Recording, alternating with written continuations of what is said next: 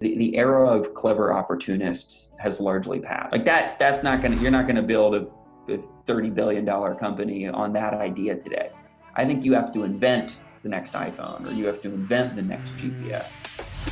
Peter Saddington, your big game hunter. And guys, we have our sights on someone special today. Only a mother could invest in this idea. Made this like super artistic. That is actually absolutely correct. And that's a very, very astute assessment, actually.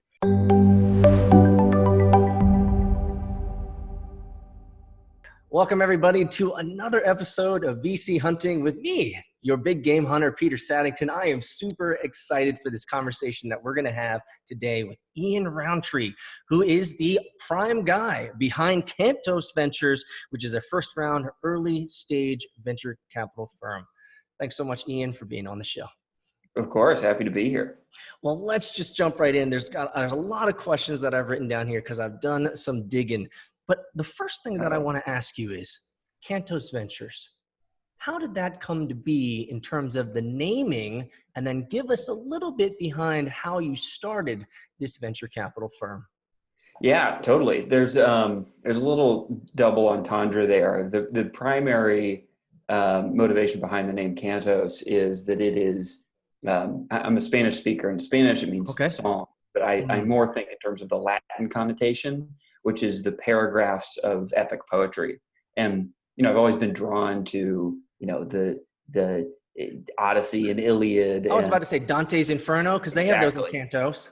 Exactly. Yeah. And there's some, many connotations, but, in science fiction, I think a lot of times there is an overlap between technology and science fiction, not just because we are bringing science fiction into reality, into science fact, but that these are the entrepreneurial journey is like the modern day epic tale. And we're all drawn to that. We all want to be part of a story bigger than ourselves. And that's why startups motivate people and fundraise and hire and sell. And, I think that's kind of the essence of the startup journey. So I named the firm primarily after that, although the second entendre is that my favorite science fiction series is called the Hyperion Cantos. So it's an allusion to Dan Simmons' quadrilogy. Quadrilogy. That's really, really unique. And doing some searching around kind of the theme of who you are, I'm just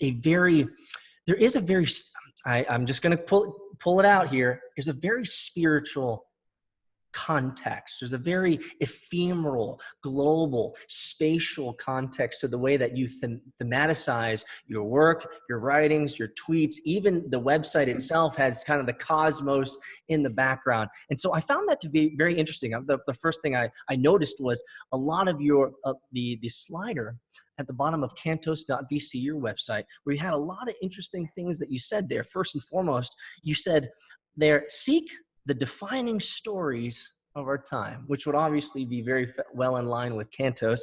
But I love this one.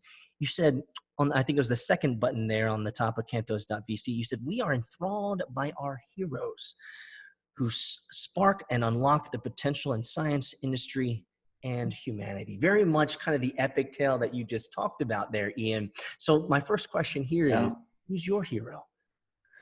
Oh, wow.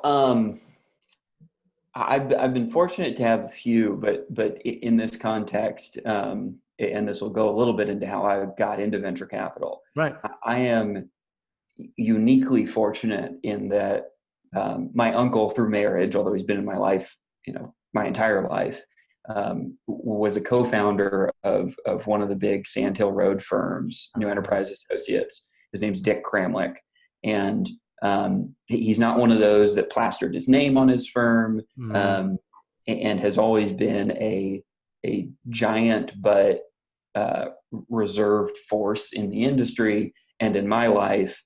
And he's always taught that venture capital is about the entrepreneur, that you have to stay humble, that it is a small community, that it's not worth it to make enemies. And if there's someone you have a bad interaction with, then it's easier to be friendly to them and cordial, even if you slightly avoid them, and to speak ill of them. And And that's, sometimes been hard for me because I'm a pugnacious millennial with strong opinions, but I love it.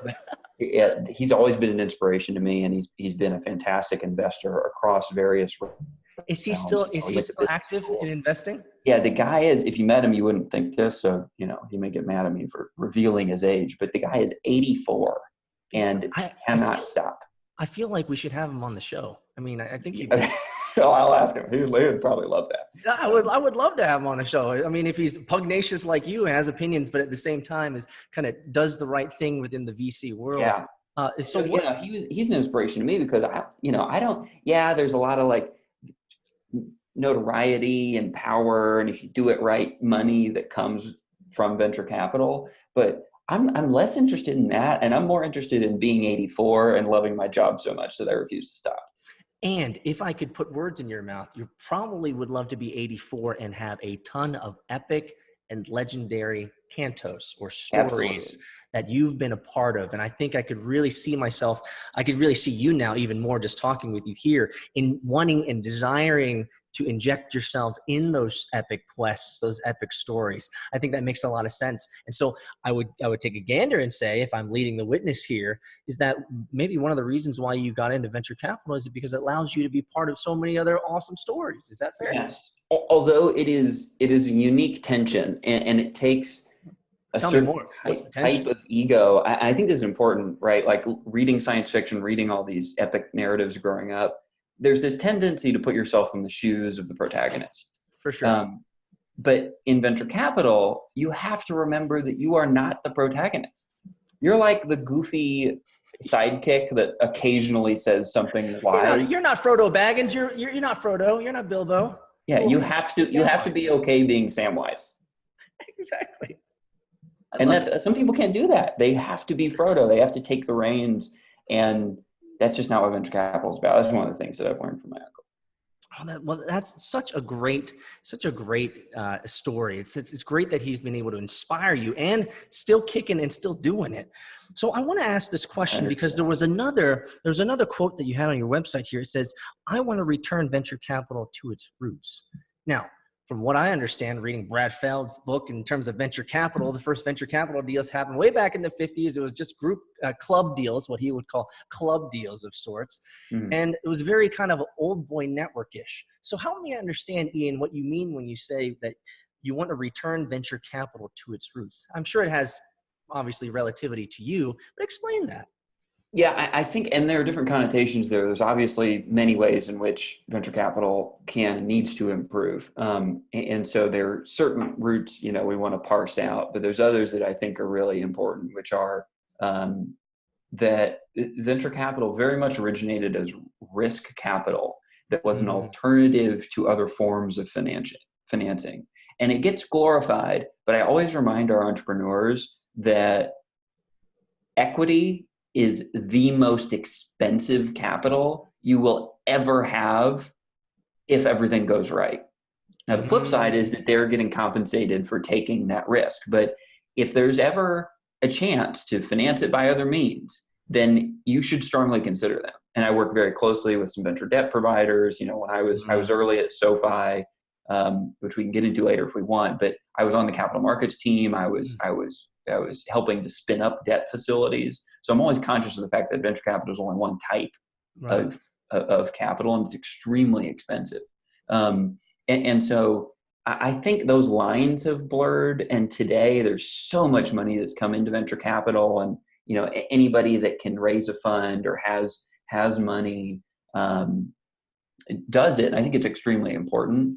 But the tendency is, when you're managing a lot of capital, to maximize the return per unit of cognitive load, which often has you seek to write larger checks with lower risk.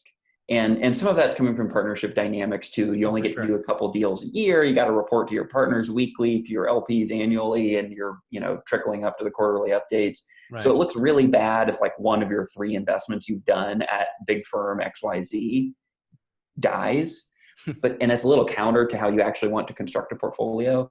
And so that leads us to take these kind of venture capital has largely become a momentum game. It's like private momentum investing as these things stay private longer. And that's not what venture capital was created to do. That's like classic growth equity.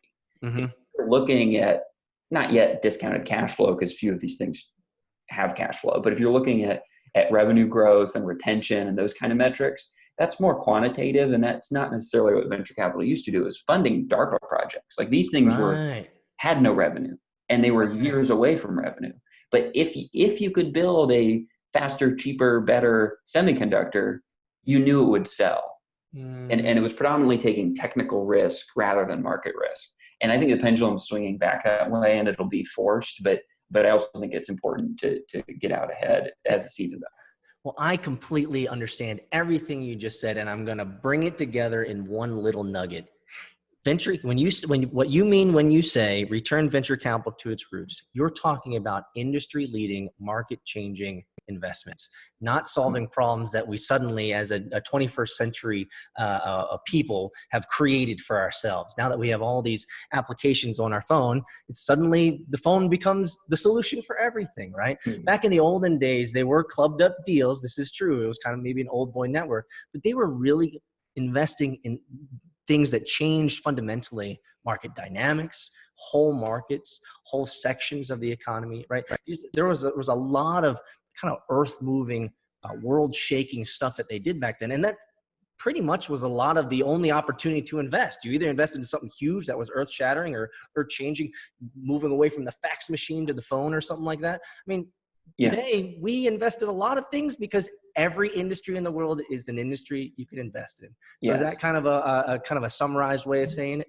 Yeah, absolutely. And sometimes I think in terms of an infrastructure step change and then the application layer that's built on top of that. And the application layer sometimes is timing will dictate that is the best thing to do. For sure. It's a little less interesting to me because I view that as more iterative and opportunistic rather than fundamental invention. And I might sometimes distinguish between invention and innovation on top of that new invention.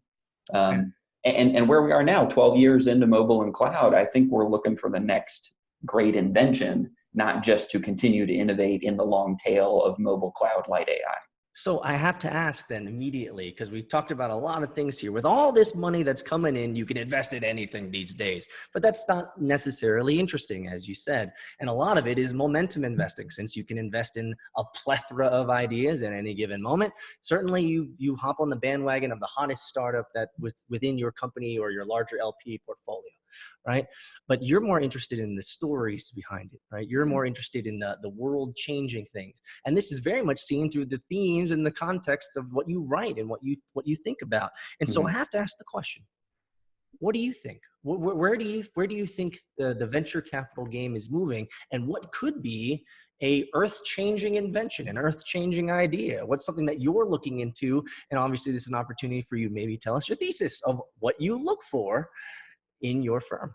Yeah, and I alluded to it a little bit earlier, but I can define it further. And I will say, just in case any of my limited partners ever listen to this video, I'm doing this not just because I want to be part of these important stories, but I think that that's where the most value will be created. The most market value will be created by those companies that take the long-term vision, that are making new inventions that give a step change.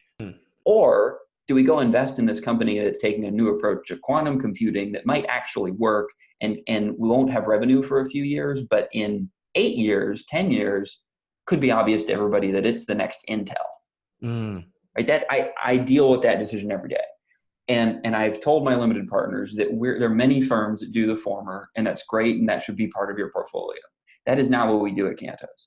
We are investing such that each individual company might look insanely risky, but we're going to have 30 or so in the portfolio. So we really only need one grand slam or a couple home runs such that we return multiples of everything.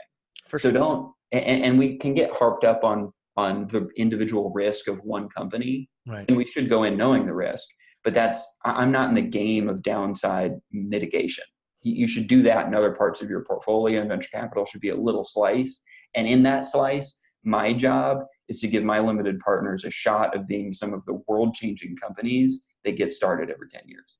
Ooh, I love it. So make it succinct for those that are out there that are considering or thinking about maybe even applying to Cantos or reaching out to you. What are the type of investments that you enjoy in early stage? What are the things, obviously we can look at your portfolio, but make it plain to us. What is Cantos looking for itself, yourself, and your limited partners? Yeah, and we try and make this very clear on our website with those kind of sliding bars of our current They're a little interests. small though, bro. That's a good feedback. Thank you. And I like to say that we're thesis driven, not thesis defined, right? If you tie yourself, irrespective of time, to a certain strategy, I think that technology moves fast enough that you will quickly become irrelevant. And I'm always conscious of that.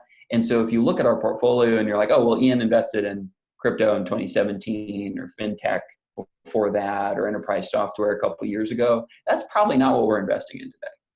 And so what we're particularly interested in today are a few realms. I think robotics as a service is interesting, although there's a lot of companies there now, but we have an investment in a company called Dusty Robotics that is automating certain tasks on construction sites, very early stage in that with Root Ventures and Baseline Ventures. And then we're very compelled by genomics. There's some advances, kind of, I like to cheekily say next generation sequencing. That would make sense. The phase after Illumina and Oxford Nanopore more recently. But you've seen this cost curve in reading the genome come down faster. It's actually one of the only, maybe the only technology arc where cost has dropped faster than Moore's Law. And the first genome cost $2 billion in the Human Genome Project to sequence. Today it costs $1,000.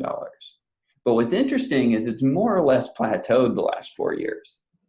And so, we don't know if maybe Illumina has some artificial margin in there and they have some room to come down. I would suspect that's partially true. But there's some floor that's certainly not going to get us to $10 a genome, which is what we need to unlock the data in the genome of every living thing on this planet. And there's incredibly powerful implications there from personalized medicine and gene therapy to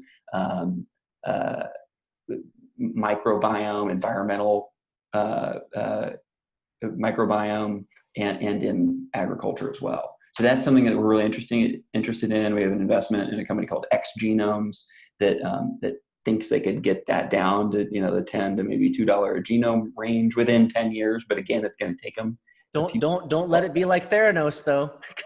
Oh, don't worry. I just recently rewatched one of the Theranos documentaries like a couple months ago, and some of the stuff you're saying, I'm like, man, I've heard that. Oh, that's right. It's interesting. So I was sitting. I watched that actually with my Uncle Dick, and we were sitting there, and we were like, I think I would have called BS on this woman, and notably, most of our entrepreneur CEOs in these more sciencey realms are PhDs in their field. Right? So they're smart individuals.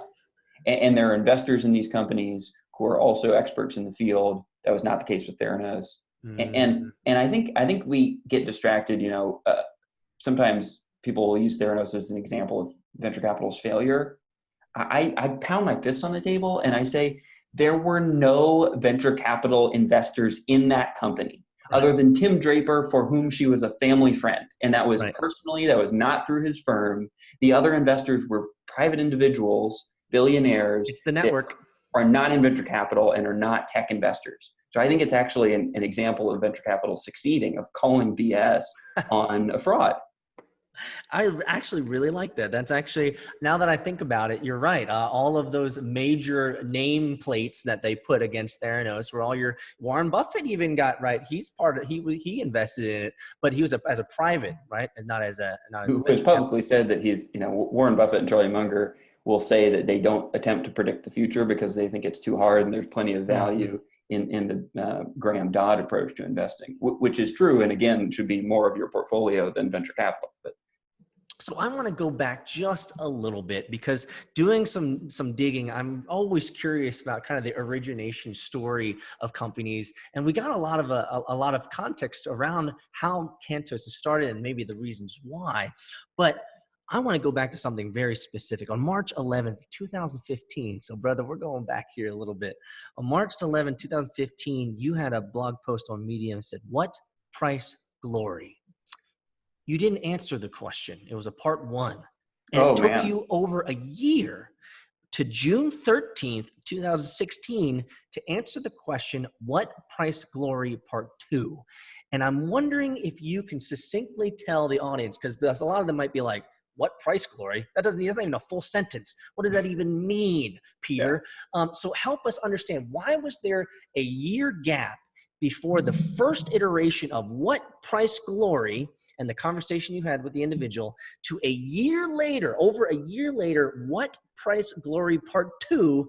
And from that, Cantos Venture Fund emerged. Tell us that story. I'm super curious. Yeah, it took me that long because I had a similar reaction. My uncle said that to me once, and this is his typical Socratic method, where he more or less said, he's like, what venture capital boils down to is answering the question, what price glory? And I'm forgetting now where it's from, and I may it's have from a movie from 1952 or 4. It's about two lieutenants who were fighting over the same lady, but then they realized that in the midst of war, fighting over a lady is probably not that important. Exactly. Yeah. That. Thank you for reminding me. I did some research, and it was kind of cryptic, right? I'm like that. Yeah, it's like not even it's a sentence fragment. And I think, I still haven't gotten a straight answer out of my uncle, but when I launched Cantos and wrote that post, I'm fairly certain that the answer is, or the meaning of that question rather is, what price are you willing to pay to be part of, in some even small way, the defining glorious tales of our time? I get it. And romanticizing that a bit, but someone I'd consider a mentor because he's so dang wise, even though we've only sat down a couple of times, is Mike Maples, and he has a real penchant for succinctly encapsulating things. And he will say, look, a venture capitalist's job is to get compensated for taking risk. That is what it boils down to. That's maybe a more economical way to say the same thing. For sure. That's awesome, man. And so what price glory? I think I came up with the same assertion as you did, as I did some research and looking around Cantos and kind of how you operate and what you talk about. I think it really did take, right? It really did take over a year for you to finally be like, what am I willing to finally sacrifice? What price am I willing to pay to be able to enter into these epic, legendary stories of other companies? And reading the blog post itself, that's certainly the thrust of what you were getting at, is like, the time is now. 2016, June 13th, the time is now. What's the price? Not sure, but I'm willing to pay it because I want to head in this direction. Is that a fair assessment of how I think so. And entrepreneurs make that decision all the time, right? We have entrepreneurs who are living near the poverty line who could have extremely lucrative jobs if they didn't believe in the glory of the thing, the potential glory of the thing that they're working on. And I've seen entrepreneurs, have engagements break off because their fiance thinks they are so crazy to turn down big salaries to live on a shoestring and make this insane thing potentially work down the road. I'm drawn to that.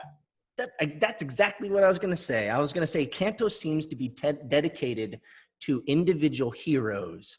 And you've used this word a couple times in some of your blog articles as well as on your website, is that Cantos seems to be dedicated to heroes and the stories that they will create. And I think you very much are motivated to be part of that. So absolutely. Let's pivot just a little bit. Let's talk about VC 3.0 and Slack. Is that still around? Is that still working out? Tell me, what is that all about? Obviously, I know what it is, but the audience out there might not. What is the VC 3.0 and what came of that?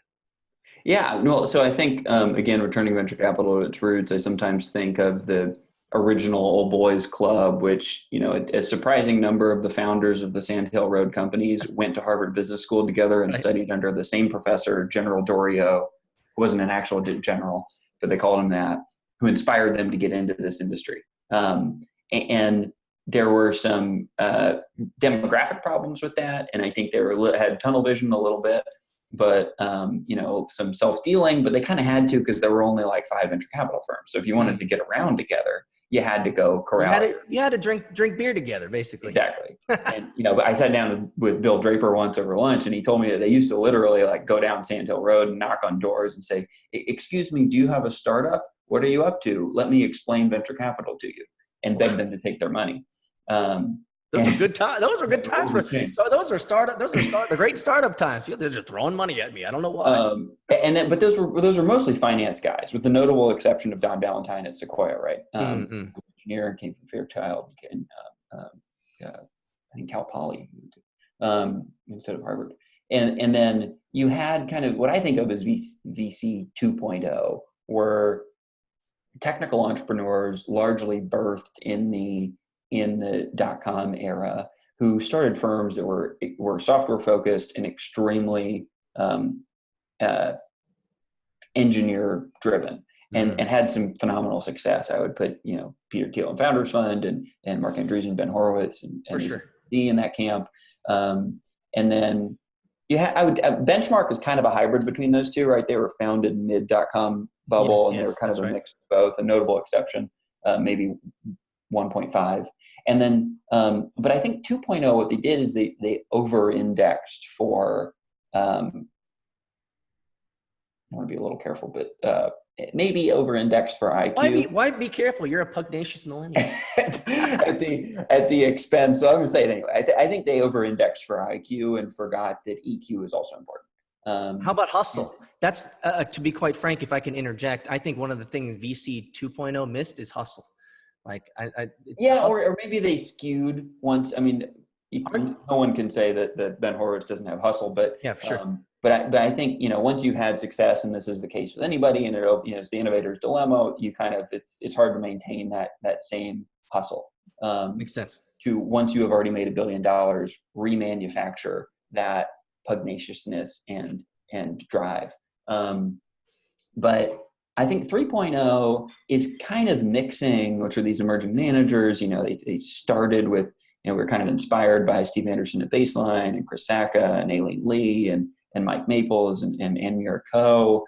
And they were kind of the forerunner to VC 3.0. People like me who are in their 30s, who've started small firms. And I thought it was interesting that many of us we had different specialties. Some were technical, some were designers, some were more finance people. And part of it was out of necessity too, because we had small funds. And again, we had to cobble together these rounds, right. But it's also dispositional. And I think there's a millennial penchant for collaboration. And so VC 3.0, which is a Slack group of some of us emerging managers, there's about 30 of us in the group. And I keep it small to manufacture that community. Has been a distillation of some of that community. But it's interesting. Some of the funds are growing so quickly that, you then you can't afford to be as collaborative as you were when That's exactly that I was going to say, is that obviously I haven't joined this Slack group, but it's really interesting that it's essentially for those that are out there, in venture capital, it's the millennial syndicate. Right? It's a millennial syndicate. It's an opportunity for young venture capitalists, small firms to kind of band together, obviously syndicate into rounds, which is completely fair. And that's been a method that's been used for years and decades. But I think it's using technology like Slack that allows you to have a lot more asynchronous engagement, conversation, ideation, and be able to keep yourself and as a self-constraint, keep it small and focused. But I was about to say, what you brought it up, thankfully here is a great segue, is that even though you're small and focused, I bet some of those deals can get pretty wieldy and factions can arise within the small groups. How do you, as kind of like the community lead, make sure that you can't keep everyone happy, but keep everyone civil and moving towards this, towards success together? How do you do that? Yeah, we're figuring that out. I mean, one of the things is we have to acknowledge that venture capital is dynamic, like the technology that we back. And so we've said that once you raise a fund that's over $50 million, you get graduated out. Oh, and we have a guest channel that, you know, you can still stay in, but you're not going to see the typical, you know, deal flow channel or, you know, some of the other ones, the topical channels.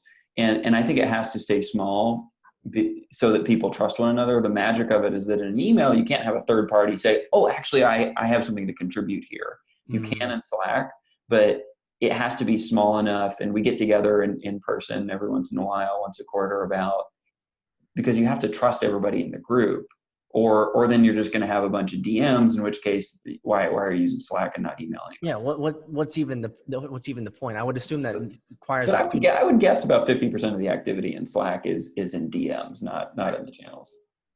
You know, if you give me an opportunity and it smells rich and it doesn't seem like it's something that Ian would want to do, well, why let Ian know about it? Yeah. So let's move from. This is still going on today. How long have you been doing this Slack group, VC 3.0? How long? Oh gosh, I mean, it's probably 3 years old now. Oh wow, 3 years old. 3 years old. So here's another question I wanted to ask, because I was thinking about, you know, what is this guy like? He loves reading. Clearly, he loves kind of epic tales. What's a fairy tale that you most align to? What's a Disney tale or something that many people understand thematically that you would most align to, that you think best matches the way that you invest and the hope that you have for Cantos.vc? What Disney? Maybe I should put it. Maybe we should put it this way. What Disney princess are you, Ian? I'm. This is going to sound weird, but I always kind of identified with. Probably with Belle and Jasmine most.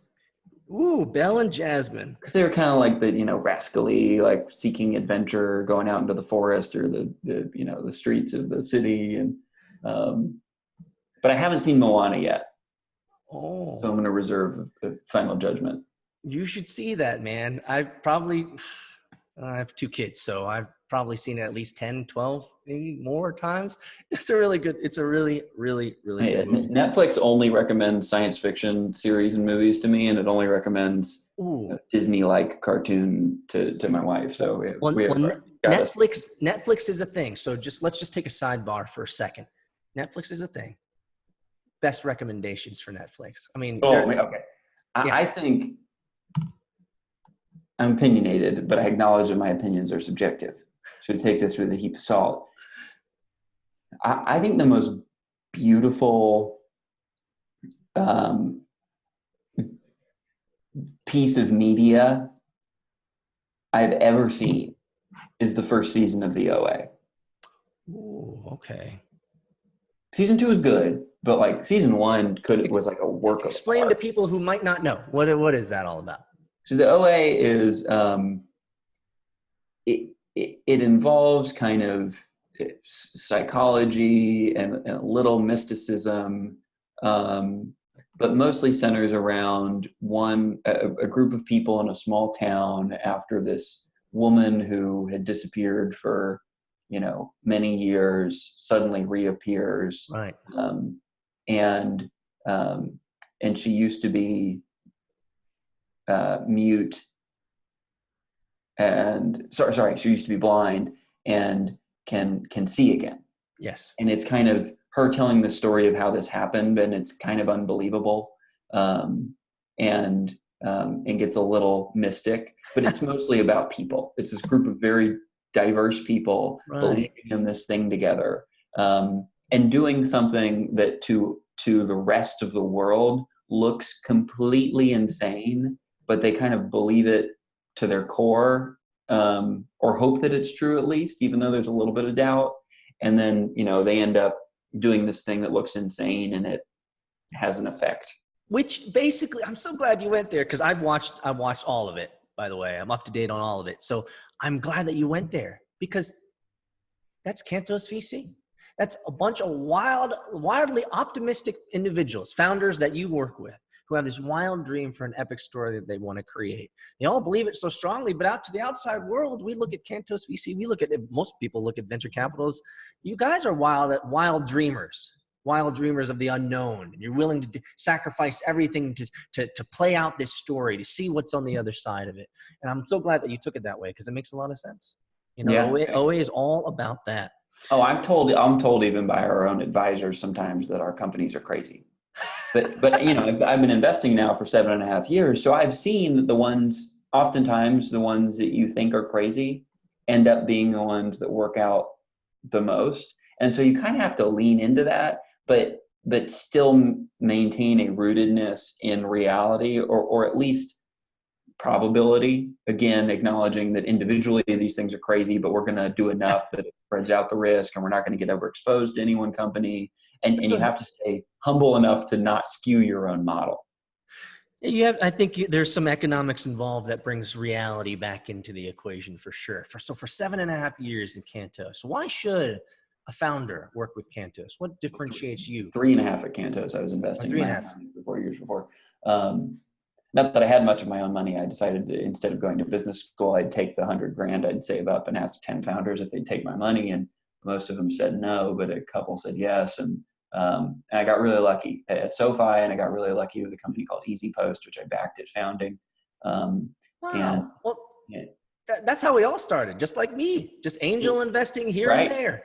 And it's, I was not necessarily under overly accredited investor threshold, and I hope the SEC isn't watching this video, but if you don't, I always told the entrepreneurs this, and I knew, look, I'm probably going to lose my money, but it'll still be a lot cheaper than going to business school, and so this is how I'm approaching it. And it worked out, but I learned the power law of venture capital, which is that of the 11 companies I invested in, 7 are dead. 2 are somehow still alive. 1 might make something of itself and is, sitting at maybe, and then 1 4x, and then 1 sitting at like 130x. So it doesn't really matter what the other 10 were. Welcome to economics of VC, guys. Yeah. Given to you That's really, your brain can't wrap your mind around that. Like, my best friend works at a hedge fund here in town. He's like, I do not understand how you invest knowing that you're going to be wrong 2/3 of the time. Best case scenario. And that right there, Ian, I'm so glad that you said it just like that. That right there is, in many ways, the same exact face, just the face that you just did, is the same exact face that I get from my friends when they say, you're going to be wrong. Like, it's because I'm an operator. It's because, well, from my perspective, I've built startups. You never know. The original idea of how you start out is never what the end is. You have to go through iterations. You got to learn through it. You got to invest in the individual, believe, all sorts of stuff. I'm not going to take and over. We're early enough that you don't actually know. Like, you have to be probabilistic because you cannot be deterministic. There's not enough. If you're trying to build a model that takes in all the factors around early stage investing, you're going to be wrong because your data is flawed or just non-existent. You don't even know. You don't even know what questions to ask. I love this, Ian. The honesty and candor. I love it, man. Some of my own investors are like, they're asking about business model. I'm like, we don't know that yet. Like, this is still an experiment. We have some notions of where it might go. And these are the options. We don't know what's going to make the most sense yet. And I am investing because I think there can be really high margins here at scale one day, but without having to put too much capital into the business. But the answer is we don't know. And by the way, the number one risk to startups early on isn't going to be defensibility or the economics or even market or technical risk or scale. It's number one is that they don't raise more capital, and so in that case we can de-risk it Absolutely. if we believe them. But the number 2 risk is that the co-founders don't get along. So if you've gone through the whole diligence process and you treat it like private equity and you haven't gotten the co-founders together and really dug into how they interact and asked them uncomfortable questions and watch their body language when they respond, then you're not doing proper diligence at seed stage. I love it. And it's so true. You exactly communicated my biggest struggle as a founder. I need money for time. Give me money for time so I can figure this out. And hope and pray that the co-founders that we bring in collectively, or the leadership, works well with my personality. Like as a founder, as an entrepreneur, like those are some of my biggest concerns, because having done this so many times before on the other side, right? As an entrepreneur, that's it. Give me money for time. Trust me, I'm going to grind it down. I'm going to get her done. I just need money for time, and the leadership around me needs to be solid. So I love that. And I always tell founders, you don't even have a company yet. You're at seed stage, and we like to invest kind of at angel stage. Even we'll write a $250,000 check when a company is formed on like a pitch deck and maybe an MVP. But nice. We embrace the fact that it is more experiment than company. And we're patient with that. Thank you for your honesty. We do it because we know, we have a pretty good follow-on rate, right? I mean, the average is about 30% conversion going from AngelList data defined to kind of an 18 to 24 month period. 30% of seed companies go on to raise Series A. Our average is about 42 to 45%. So 50% above average, and in that same time period. And so we're pretty good at predicting what companies will convert, or what experiments will convert into companies. And then we've gotten, as many seed investors do, fairly adept at navigating and accelerating that next round. Awesome. That's a lot of what we do. I mean, I have a database of 350 other investors, and I categorize them based on what size checks they write and what they're looking for and what stage and all that. And I share that database with our founders, and typically we get that next round done. That's awesome. You are doing your LPs a solid, Ian, for sure. So I want to get the question out. We've talked a little bit around it, but I'll just make it super clear. What type of founders, what is the characteristic that you look for in founders that you invest in? Yeah, today I'd say that I think, again, going back to kind of infrastructure and application or invention and innovation, I think where we are in the technology arc today in 2019 is that the era of clever opportunists has largely passed. I don't think you can be, a clever undergrad with a CS degree or a newly minted MBA and think, hey, that the iPhone's just come out and it's got this GPS inherent to it. Why don't we connect people to taxi drivers? Like that's not you're not gonna build a $30 billion company on that idea today. I think you have to invent the next iPhone, or you have to invent the next GPS. The next infrastructure, the next firmament, the next. And so I'm looking for, engineer operators or inventor operators. One of my favorite Series A firms is Lux Capital, and Josh Wolf, one of its co-founders, likes to say that they look for rebel scientists, which encapsulates that pugnacity. And I would say that's probably true for us too, but I'd make the distinct, there is kind of this unicorn founder that is, to me, a unicorn isn't $1 billion company. It's a founder who is capable of inventing world-changing technology and also commercializing it. It's like holding two completely different mentalities in sync. That would be, you find one of those, you have a unicorn for life. Whatever ideas come from an individual that can hold those two balance, intention and balance, and can do it. I think you got a recipe for success. Absolutely. Thanks so much for this. I'm going to round us out with one final question, Ian. This has been a life-giving conversation. This has been so much fun. It's kind of two questions. Maybe you can answer them quickly, and maybe we can turn it into something short here. But on December 26, 2011, you tweeted, on December 26, 2011, you tweeted, "I just picked up my first hitchhikers, Sam and Sophie." What the hell? Do you remember Sam and Sophie, the hitchhikers, the first hitchhikers you ever picked up? Why did you pick up hitchhikers? Oh my gosh. I was like, what are you talking about? December 26, 2011, you tweeted. I was home for Christmas, and I had driven down. I'm from Vero Beach. I was visiting my mother in Florida, and I think I had driven down to Palm Beach or something. I forget why. And on the way back, I saw this suburban mom pull up in a minivan and drop off these two kids that look like the homeless people in the Haight where I live. And I was just so confused. And I filled up the car, and I was at that time driving my mom's old minivan because I was too cheap to buy a rental car back in 2011. And I filled up my gas, and then I was getting back on the interstate, and these same two people had kind of walked from where the mother had dropped them off and had a sign saying, going north. And they had their two dogs, and I was like, well, I mean, like, it can't be that bad. So they were just with this suburban mom. And so I picked them up, and we talked for an hour, and I learned that there is kind of this community of kids who are often high school dropouts, and they decide that they want to seek adventure, and they travel around, and they live homeless, and they often have dogs for protection and warmth. And they'll kind of band together, and these two were dating. They had met on the road.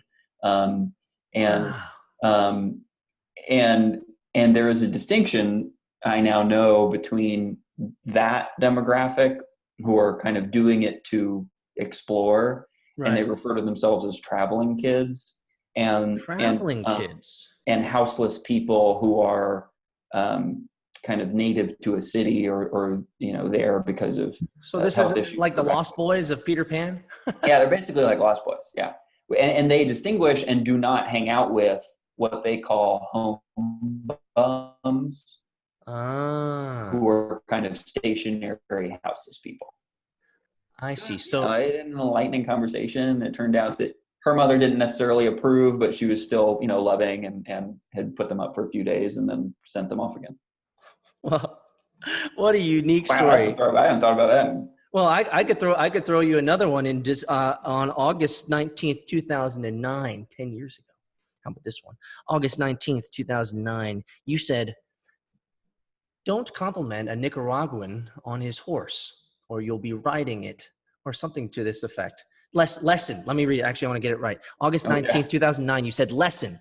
Don't tell a Nicaraguan you like his horse, because he will suggest that you ride it bareback, and it is very impolite to refuse. So a year after I had graduated from college that spring, and I moved down to Nicaragua for a year, worked for a development nonprofit there, which is a reason I became a venture capitalist. Not that nonprofits don't do important work, but my personality suits itself more to using a for-profit model. And it was just this magical time of my first time living abroad and in a foreign yet extremely welcoming culture. And I often surprise people now when I speak Spanish. I speak like the poor Nicaraguans that I learned from, and so they kind of look at me like, why is this gringo speaking like a hick, basically? But I have incredible love for the Nicaraguan people, and I was just down there again earlier this year for a wedding, and they are just so generous. I mean, people that are living on maybe $2 to $5 a day. Well, you show up at their home and they give you a king's feast, and you compliment their horse, and they'll encourage you to take it for a ride, even though there's no saddle and you might not know how to ride bareback. That sounds rough, bro. Incredible experience. I look a little younger than I am, or I'm told. I'm 32, and I often speak to people and tell them about these many experiences, and they're like, "How old are you?" I feel like I've lived many lives, but hopefully my current life in venture capital will sustain until I'm 84 and refusing to quit. Distribution's willing. Oh, well, I will pray for that for you as well. Ian, this has again been a life-giving conversation. Learned so much about you. You're really unique. You have a really unique perspective. You have a really, really fun thesis and theme to the way that you do investing. And I find that to be really refreshing. So thanks everyone out there. Too. Was that? I said, hopefully it's right too, but we'll find out in the future. Well, you if you don't quit, you'll keep learning and you'll keep getting better. So thank you so much, Ian, for being on the show. Guys, thanks so much. We have some more up next. Thanks. See you. Wow. Wow, what a great conversation that I had with Ian Rountree of Cantos Ventures. You guys can't see this, but we actually talked for a good 15 minutes after the interview, talking about deep-seated philosophical things like eschatology and his opinions and views being eschatologically extropian. You might say, well, eschatologically extropian, what the hell is that? Well, it has to do with the end times. And not only it has to do with the end times, but it has to do with humanity and humanity's story in the end times. And so, Ian, I really enjoyed that conversation, that complex conversation about your worldviews. One of the things I really enjoyed about Ian is his candor around his experience in Cantos. I especially enjoyed his last story towards the end about how he got into VC. And maybe it just took us a long way to get there. But he started out as an angel investor, investing here and there, and thought that was a better idea than putting that money in, that $100,000 into business school. And instead invested in 10 other companies, 11 other companies, and put that money to use. I thought that was really, really unique. And it takes a little bit of brass balls to do something like that. So I can give you a hat tip there, Ian. One of the things that I really loved is how Ian is able to communicate the story behind why he does what he does. The reason Cantos Venture Fund was created is because he wants to become part of the epic narratives, the legendary stories of world-changing companies, world-changing startups and leaders. I think that's a grand vision. I think it's great to want to attach your hip to these things. I also appreciate that he's somewhat of a generalist in that he's all throughout the gamut, investing in a lot of different technology segments and technology markets, but they're all wild, they're all crazy, they're all independently unknowable, as we talked about in our interview. But at the same time, there can be an economic framework that you can put around his thesis, his portfolio of sorts, so that his limited partners and the other investors certainly get a return. One of the things I didn't ask him, which I wish I had gotten a little bit into more here, is that on November 2nd, 2017, he wrote a post, The Idiot's Guide to Bitcoin Forks. And what I wanted to ask him is his current opinion on Bitcoin. But I think or in cryptocurrency, but I think he kind of gave that in a small segment. You might remember he said that in 2017, he was interested in fintech and cryptocurrency and Bitcoin, but he might not be investing in that now. So I'm going to take the assumption that maybe his tune has changed when it comes to Bitcoin. Another thing that I really loved is this idea of taking what in the old world, in terms of venture capital syndicates of investors. And this is just a fancy way of saying that a bunch of investors group together, come together to invest in a deal, invest in an opportunity, and generally there's a lead that helps create the terms of the deal. In a VC, what he's considering a VC 3.0 world, whereas the VC 1.0 was the old boy, the VC 2.0, according to Ian Rountree's definition, is engineer-driven, and VC 3.0 are the millennials. The younger groups, the young guys, the young upstarts, the guys with a little bit of attitude and a little bit of, who knows, flair. Let's call it flair to them. They're coming together in a VC 3.0 through Slack. So it is another type of syndicate for smaller funds to come together, group money, and make hopefully wise investments together. I really love this idea, and to be quite frank, it'd be kind of cool to be invited to that Slack. Maybe I should ask Ian if I could be one of the 30. I don't have a venture capital fund, not yet, but I am an angel investor. So maybe Ian, if you're listening, you could let me in. But I hope you guys enjoyed this interview with Ian Rountree from Cantos Ventures. It was another life-giving conversation. What a great guy. I hope that he continues to be successful in his investments, and I can't wait to talk to him again. If you want more information on Ian Rountree or Cantos Ventures, make sure that you find your way over to vchunting.com/Ian Rountree. Also, make sure that you join our newsletter. We are gearing up to do some really intriguing stuff with our newsletter. I got some ideas in the mix. And also feel free to follow us on Twitter at VC Hunting or on Instagram or TikTok at VC Hunting as well. And the reason is because we actually post a lot of the nice snippets, the pictures, and the small video segments from these interviews ahead of the actual published post on vchunting.com. Thanks guys for being here, and we'll see you next time.